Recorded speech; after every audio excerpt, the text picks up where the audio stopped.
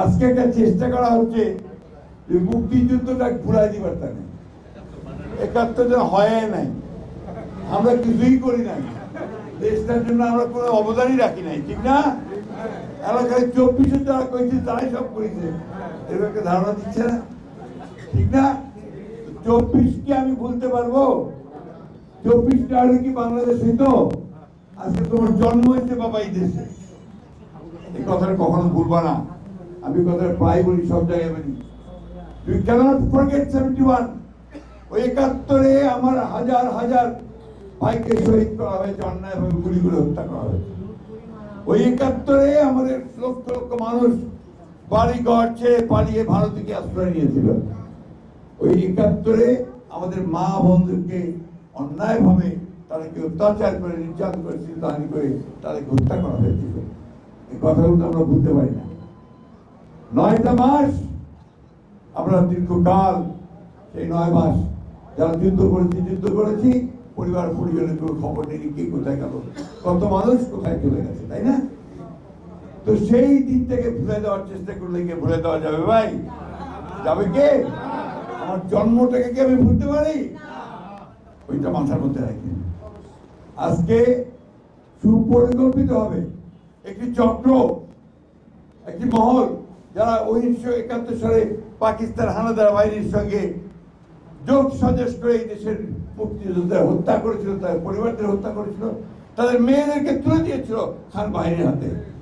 তাদের সঙ্গে এই দেশের মানুষ আপোষ করতে পারে নাকি ভাই? করে কইবা হবে তো, মুক্তিযুদ্ধ গড়তে উঠতে হবে তো ভাই।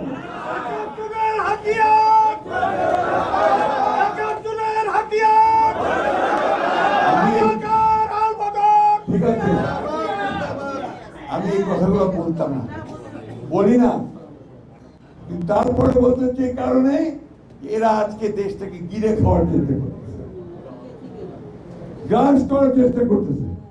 আমাদের ধর্মপ্রাণ মুসলমান ভাইদের ধর্মীয় অনুভূতিকে বিক্রি করে তারা ওই কাজগুলো করতে যাচ্ছে। আমরা সেটা হতে দিতে পারি না। আজকে আমাদের রুখে দাঁড়াতে হবে। আমাদেরকে আমাদের যে মুক্তিযুদ্ধের যে চেতনা, সেই চেতনাকে সামনে আনতে হবে। তো আমরা এই দেশের মানুষ, আমরা লড়াই করেছি, সংগ্রাম করেছি, যুদ্ধ করেছি, করে আমরা ৭১ সালে আমাদের দেশকে স্বাধীন করেছি। সেই দিন প্রেসিডেন্ট জিয়াউর রহমান একটি বীর মুক্তিযোদ্ধা, স্বাধীন ঘোষক, তিনি এই মুক্তিযোদ্ধা সংসদকে নয় ভাই বলবেন, আমি অত বলতে চাই না, কিভাবে সাহায্য সহযোগিতা করেছিলেন, কিভাবে মুক্তিযোদ্ধাদের সামনে এনেছিলেন। আমাদের ম্যাডাম বেগম খালেদা জিয়া, তিনি মুক্তিযোদ্ধা মন্ত্রণালয় তৈরি করেছিলেন।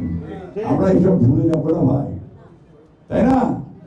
আজকে তো আপনারা অনেকে ভাতা পাচ্ছেন, তাই না? এই ভাতা শুরুটা করেছিল কিন্তু আপনার আমাদের ম্যাডাম খালেদা জিয়া, শুরু হয়েছে। সাদিক ভাই আরো বলবেন, উনি আমার চেয়ে অনেক ভালো বক্তা, উনি আরো ভালো করে আপনাদের সঙ্গে বলতে হবে। এখানে সবাই এক একজন স্টার ছিল, স্টার, অনুজ্জ্বল নক্ষত্র বাংলাদেশের রাজনীতিতে। তারা আজকে আপনাদের সামনে আসছে, আপনারা আসছে, আর খুব খুশি।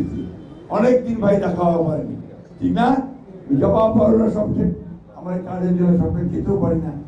আজকে আপনারা আসছেন, আমাদের মধ্যে বিভেদ সৃষ্টি করতে দিবেন না। এই হিন্দু মুসলমান ভাগ হওয়া দিবেন নি। আমরা হিন্দু মুসলমান এখানে ভাই ভাই একসাথে আছি, ঠিক না? সারা জীবন ধরে আছি, যুদ্ধ করছি একসাথে। এটাকে যেন কেউ ভাগ করতে না পারে।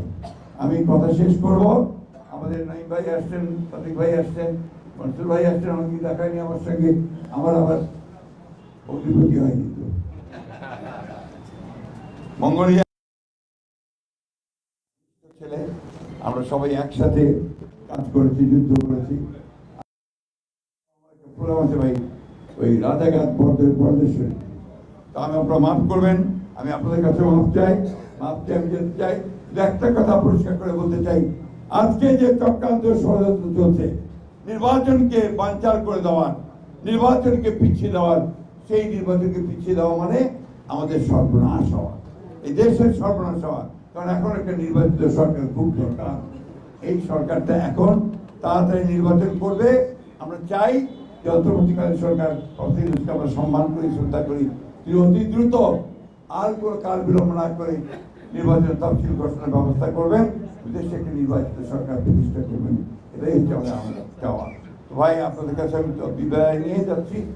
আমিও বয়স হয়ে গেছি, বুড়া হয়ে গেছি, এখন সবসময় সব কথা বলতে পারি না, কিন্তু একটা জিনিস মনে রাখতে হবে, দেশটা আমাদের, এই মাটি আমাদের, মানুষগুলো আমাদের, এই মানুষগুলোকে আমাদেরকে বাঁচিয়ে রাখতে হবে, টিকিয়ে রাখতে হবে, সমৃদ্ধির পথে আরো সামনে দিয়ে যেতে হবে।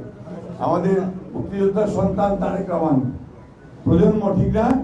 উনিও জেল খাটছেন ৭১ সালে। ৭১ সালে বেগম খালেদা জিয়া পাকিস্তান সরাই দেওয়ার একদম চোখ, এই সব কিছু উনিও তখন জেলে ছিলেন বেগম খালেদা জিয়ার সঙ্গে। ১৯৭১ সালে পাক হানাদার বাহিনী তাদেরকে গ্রেফতার করে জেলে রেখেছিল বেগম খালেদা জিয়াকে, তার সঙ্গে তার 2 পুত্রকে, এই আজকে তারেক রহমান, ফখরুর রহমান। তাদের সকলের কাছে কিন্তু মুক্তিযুদ্ধটা আমাদের বুকের মধ্যে এটা একদম বেঁধে আছে, এটা বাইরে হওয়ার কোনো উপায় নেই, তাই না? ভাই, আমি আপনাদের আবারও ক্ষমা চাচ্ছি যে আমি থাকতে পারছি না, আমি চলে যাচ্ছি। আপনারা ভালো থাকবেন, সুস্থ থাকবেন। মুক্তিযোদ্ধারা ভাই, আমরা চেষ্টা করবো যাতে আপনাদের জন্য সুচিকিৎসার ব্যবস্থা হয়, আপনাদের ভাতা টাতাগুলো ভালো হয়, আরো ভালোভাবে ছেলেমেয়েদের ভালো পড়াশোনার ব্যবস্থা করা যায়, সেই বিষয়গুলো আমরা চেষ্টা করবো। সবাইকে ধন্যবাদ। আসসালামু আলাইকুম, খুদা হাফেজ, হিন্দু ভাইদের আদাব।